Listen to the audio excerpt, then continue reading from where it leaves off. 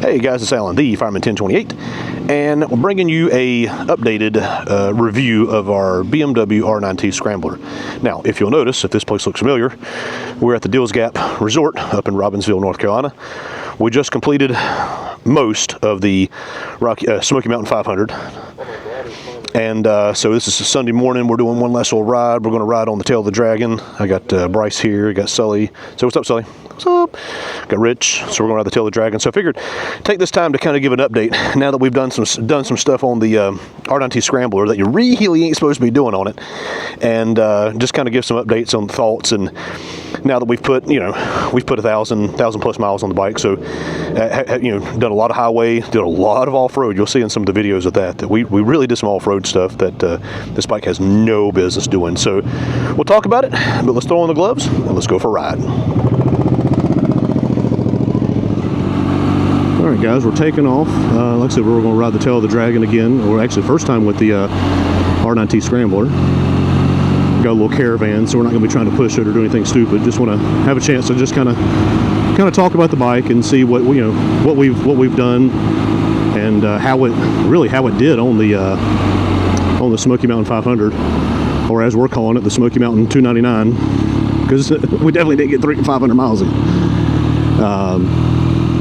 Overall, I was very impressed with the bike. The engine had plenty of horsepower. Horsepower and torque was never an issue, never in doubt. And that really wasn't an issue. The only places that we ran into an issue was, number one, was the suspension, and that's probably the number one complaint I would have with this bike. But kind of knew that going into it, is that it has very little suspension, and that became painfully obvious on the sections of really kind of gravelly roads and everything. And while you had Bryce on his CRF 450L just bombing through sections 50 miles an hour, I'm taking the same sections at 25 just because it's beating the hell out of me. Even Sully on the 390 KTM 390 had tons more suspension and compliance, not just suspension travel, but compliance in the suspension. Whereas this one's going to be perfect for something like what we're doing today. It was definitely out of its element doing that. So that's probably the number one complaint I had on the bike. Number two would probably be the clutch. The dry clutch, single disc dry clutch. BMW's used those for years, and while they're good clutches, it's not conducive to off-road riding, especially with with this bike having to ride slow, having to slip the clutch, trying to negotiate difficult areas, and then the first gear being so tall, so long. You could ride first gear up to 20-25 miles an hour on this bike, which means at 5 miles an hour it's not very happy. So there a lot of clutch work is involved in that. So there was quite a few times after we had some technical sections that we were all kind of smelling some burning clutch, and like I said, that was it didn't keep us from having fun, but it was just one of those things, just like a bit of an annoyance when everybody else has wet clutches and they can just slip the snot out of their clutches and not have any issues. I was having to be very mindful of my clutch use, which is really not something you want to be doing in an off-road condition. Third complaint, I guess, would be the seat.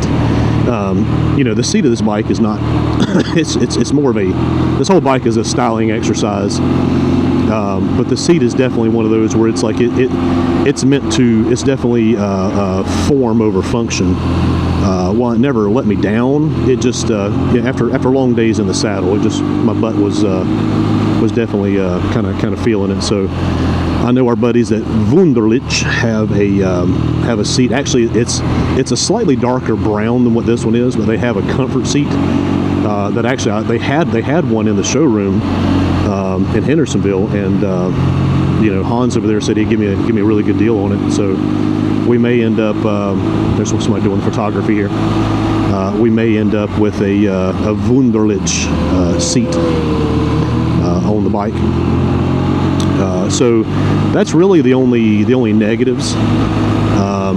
The tires, I mean, we'll kind of put the tires in kind of a neutral category, whereas, you know, the Metzeler Torrance tires, you know, the really aggressive Torrance tires that come on this bike are, you know, they hum, you know, you can hear it going down the road here, they hum quite a bit.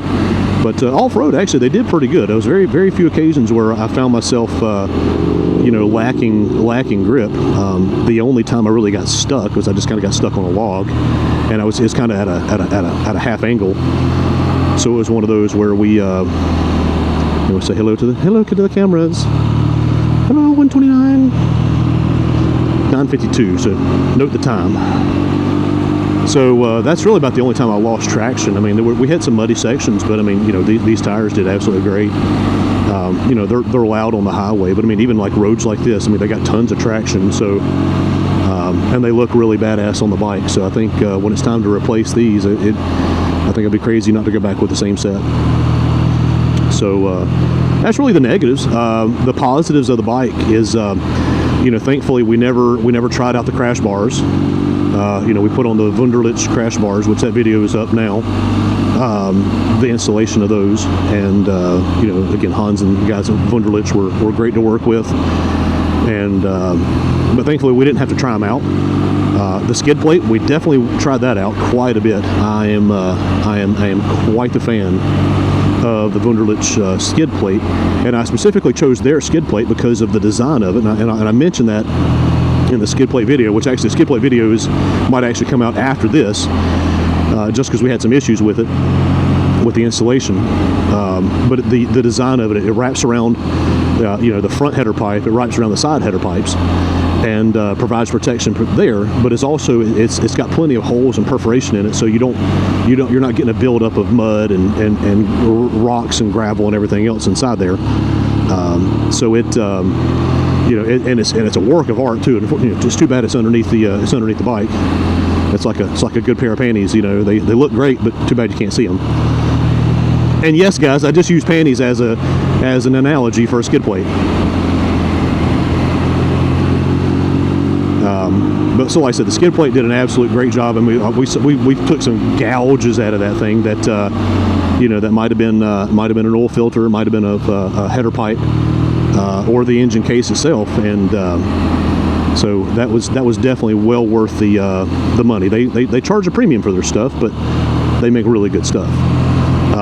The unit garage saddlebag and bracket, you know, I was a little concerned with that, of actually carrying some weight, and actually we carried all of our tools in that, and it's just 3 bolts that mounts underneath the seat, and they're all undermounted, so there's no support there, and I was afraid that was going to be an area of concern, but it really wasn't. It was just fine. There was no issues there at all. And so that bag, it looks good. It's real functional. Pull the bag off in, you know, seconds, and it's just a single bracket that really you can't even notice. And it was great. The unit garage bar risers, those did fantastic. It really kind of took the strain, especially wearing a big backpack like I have on now. It really took the strain off my, you know, being able to sit more upright, not completely upright, but more upright. The oil cooler guard, you know, don't know if it did anything or not, but I still have an oil cooler, so I'm gonna say it did well. The pivot pegs, guys, you knocked it out of the park. These things are amazing. You know, with having an uncomfortable seat, you're standing quite a bit, and the combination of the pivot pegs and the risers really made standing, you know, very comfortable on this bike, on something that's really not even designed for it. So it was great. But like I said, everything that we did to the bike was functional. There was nothing that we did that was just because. Everything we did had a reason, had a purpose. And I really think while the route didn't go exactly as planned, we still had an absolute blast on it. And you know, we're already talking about going again next year. Next year we're taking a different bike.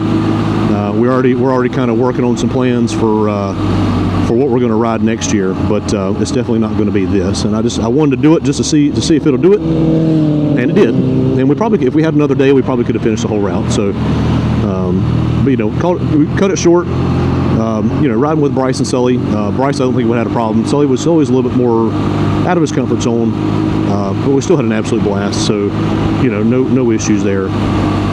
If we could do it again next weekend, we would. So again, nothing but good things to say about the bike. Fuel mileage, we actually got 50, about 52, 55 miles per gallon, and that was in very mixed conditions of slow off-speed ride, slow off-road riding, and highway riding too. What was funny is actually over the course of the whole trip, Bryce on his 450L. And I on my 1183cc big boxer twin, we got the exact same mileage the entire time. They were dragging one. All right, there's some fluid here on the road. I don't know what that is. Well, you could see it. Yeah, I don't know if it's water or not. Anyway, like I said, so mileage was fantastic. It actually was a lot better than I thought it was going to be.